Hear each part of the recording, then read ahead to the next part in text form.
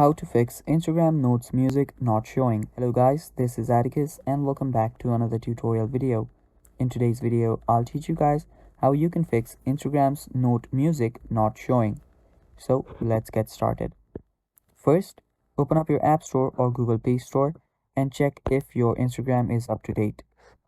Simply search for Insta and open it up.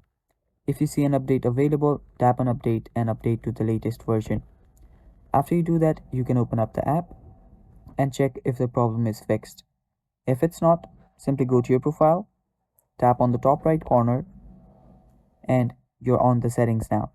Scroll down, and after you scroll down, you will see messages and story replies. Tap on it, and there you will see show activity status. Tap on that.